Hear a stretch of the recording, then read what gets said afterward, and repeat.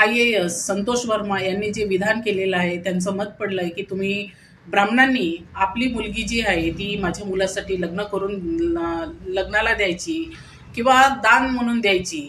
तर ब्राह्मण तर आपल्या मुलीचं जेव्हा लग्न करतात तेव्हा कन्यादान म्हणून देतात, तर त्यामध्ये दान हा शब्द काही चुकीचा आहे असं वाटत तर नाही. त्याचबरोबर रोज बघितल्या रोज जर आरक्षणावर आणि भारतीय संविधानावर जे बोलतात तर ते लोक देशद्रोही नाही का? त्यावेळेस सरकारला का असं वाटलं नाही की आपण यामध्ये मान टाकावी या डोकं टाकावं?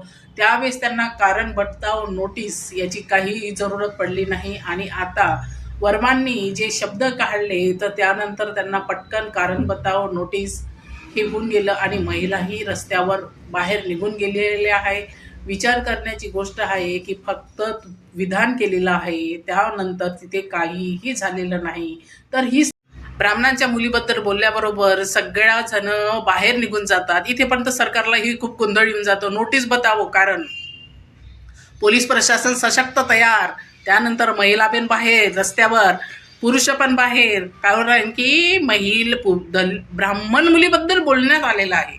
म्हणजे ब्राह्मणाची पोरगी ते पोरगी आणि दुसऱ्याच्या पोरीला म्हणजे दलिताची पोरगी ते काही नाही आहे.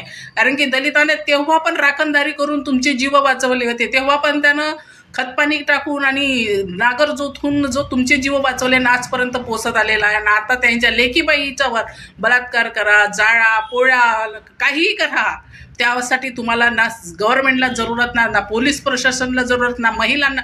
अरे त्या महिला केव्हा कुठे गेलेल्या होत्या? जेव्हा हाथरसमध्ये त्या पोरीला पेटवण्यात आलेलं होतं तेव्हा कुठं गेलेल्या होत्या? तेव्हा का बाहेर नाही निघालेल्या होत्या तुम्ही? म्हणजे ब्राह्मणाची पोरगी ती पोरगी आणि दलिताची